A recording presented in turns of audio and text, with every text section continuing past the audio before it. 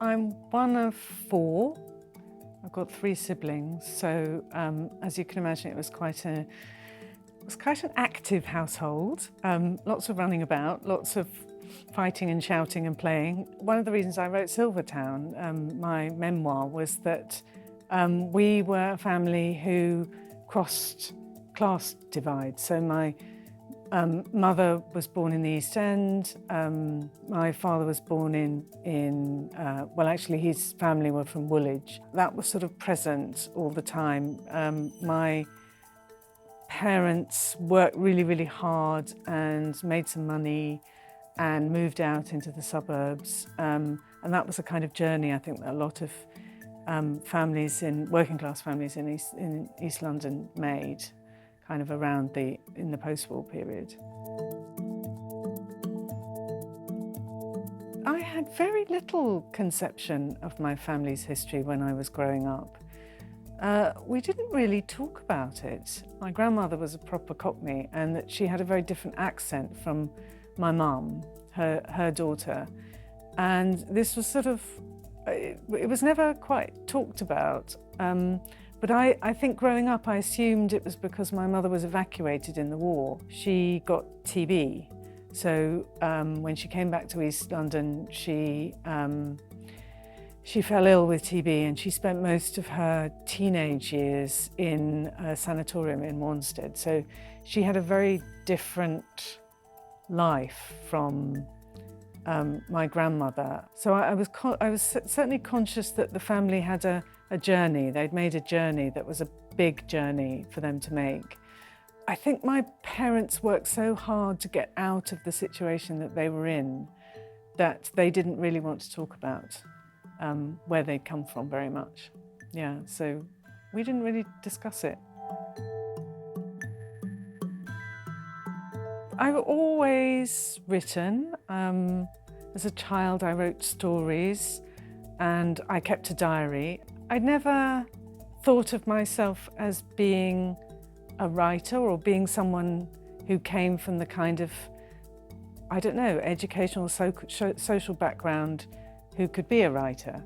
So I think it took me quite a long time to sort of own that I wanted to write. And so I started in my late 20s, and my first book was published round about when I was 30. Yeah. Well, I went to university, first generation in our family. My siblings and I were to go to university, and then after that I got a job in a publishing company. I have to say I never really got on very well in the corporate world.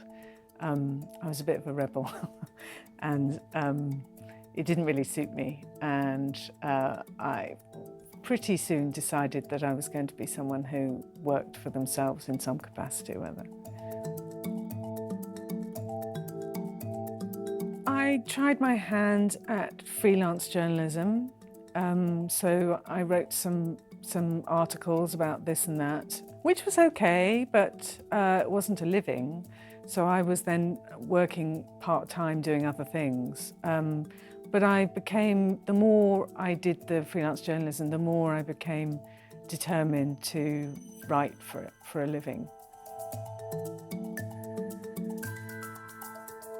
As a journalist, I was interested in writing features particularly about people whose voices weren't represented in the mainstream media, or I felt weren't represented in the mainstream media. So I guess that was also partly to do with feeling that my own family, with their working class roots, were also people who weren't represented in the mainstream media. And this was I guess it was the end of the 80s, and you know, the media was very, very white and very middle class and very Oxbridge. And I felt there were lots of other stories that were as interesting, if not more interesting, that weren't being told.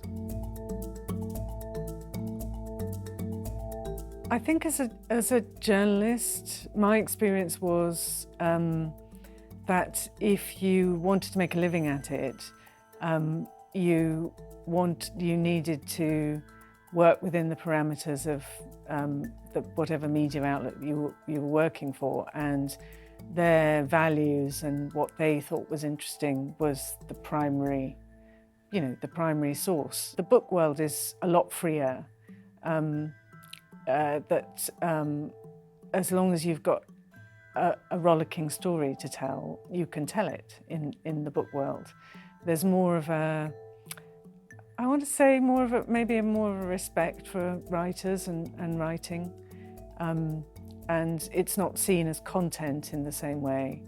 And so I quickly gravitated from writing long feature pieces. I mean, I was writing a lot for The Guardian at that point, but also other papers, into writing my first book.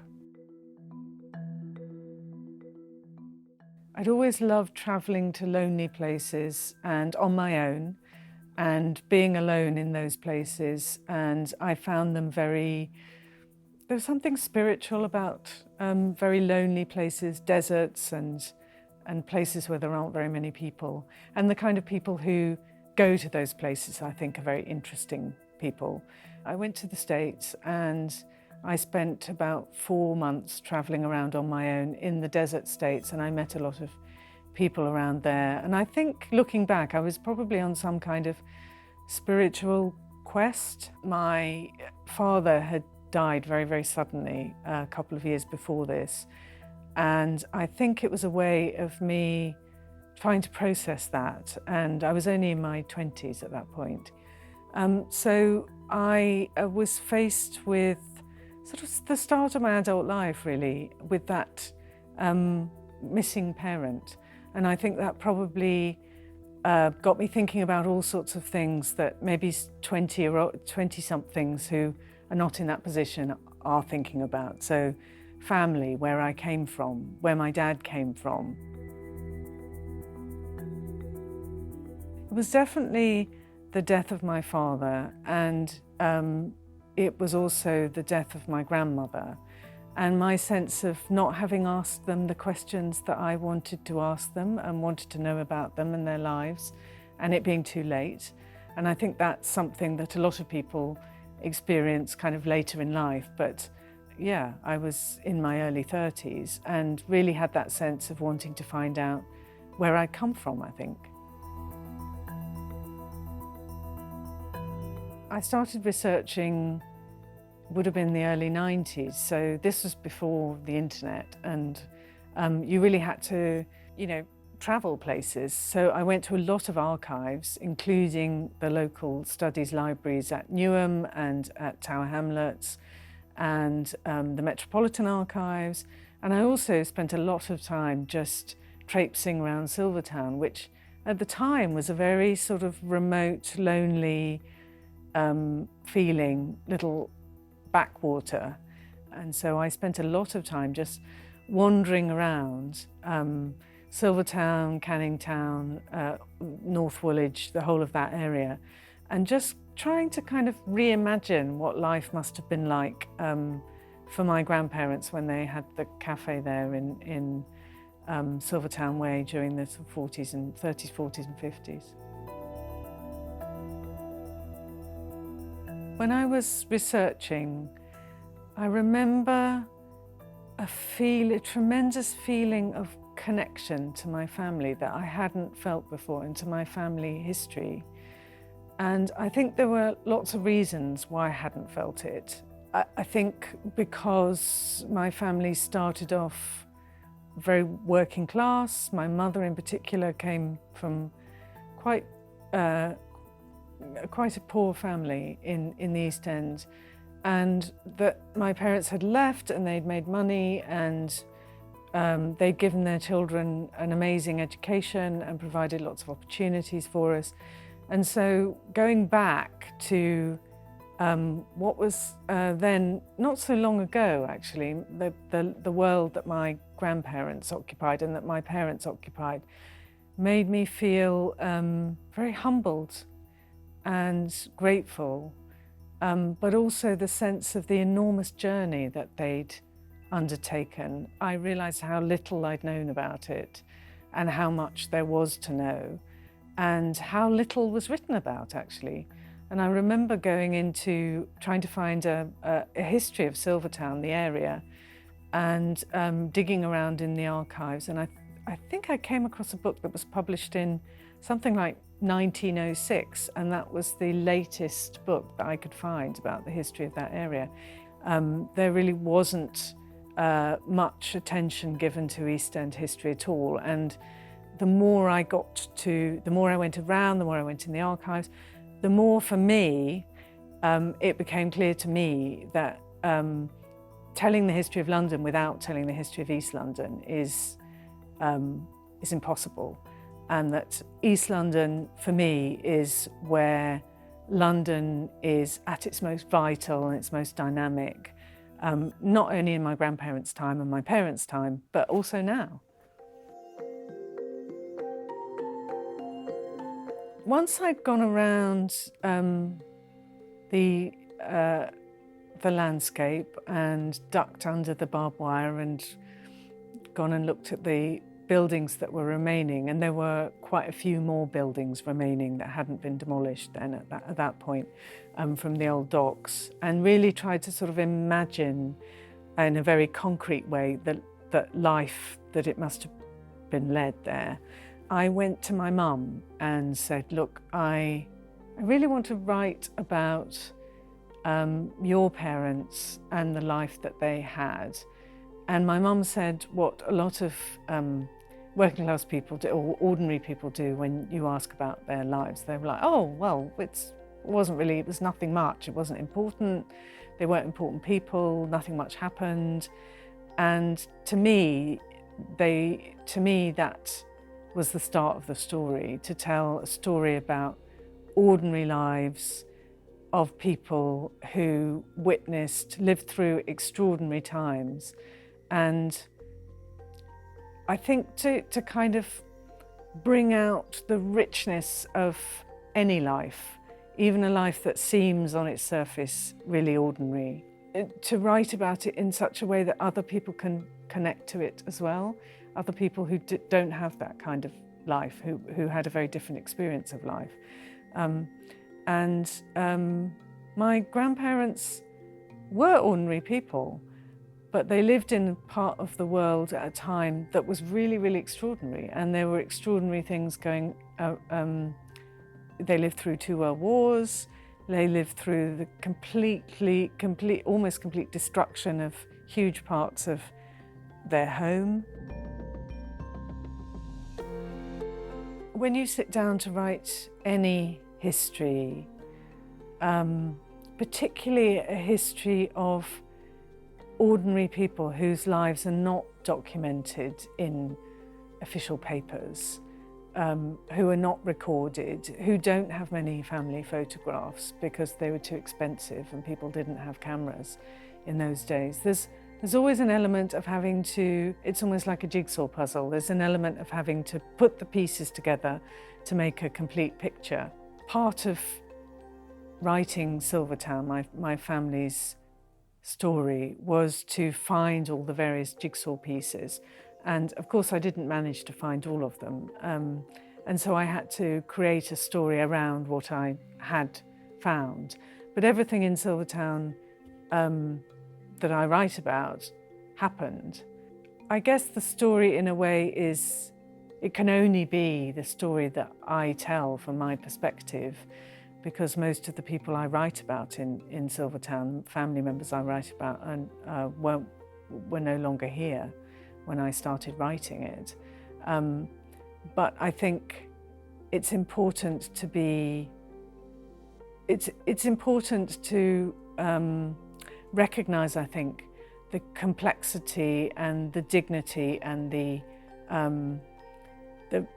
feelings and the extraordinariness of their everyday lives. And I hope that I've kind of reflected that by really reimagining some of the events in their lives that for them were just ordinary and not to be talked about. But for me, every life is fascinating and full of rich detail. And so it was some of that I was trying to bring to Silvertown.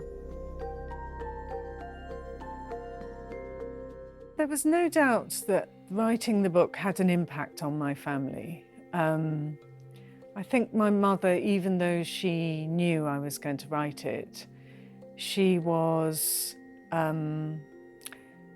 thrilled, I think. She felt that there were some parts of her life, her early childhood in particular, when the family was really quite poor and deprived, that she didn't want to put out there in public. And I completely respect that. But I also chose to tell the story. So there was some friction, I would say, about, as there always is when a writer tells the story of their family's life. And my perception of things is slightly different from other people in the family's perception of things. So it's very much, I own that story. From my perspective, everything in it happened in the way that I've written about it. But of course, there are other perspectives and people have other stories and have other emphases. And were they to write a family memoir, they would write something very, very different.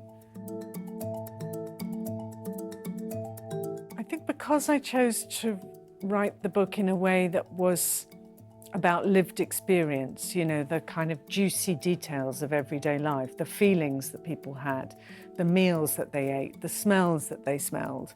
It's not a dry history book. I'm not interested in dates and who was Prime Minister at a particular time. I'm interested in the real lived experience of, in the case of Silvertown, my family. And what's been really amazing and touching and very humbling and really gives me a sense of brings gladness to my heart that I wrote the book, was the number of people who've written to me saying that they saw their own family's experience in my family's experience, because it was an ordinary family, because they were ordinary lives.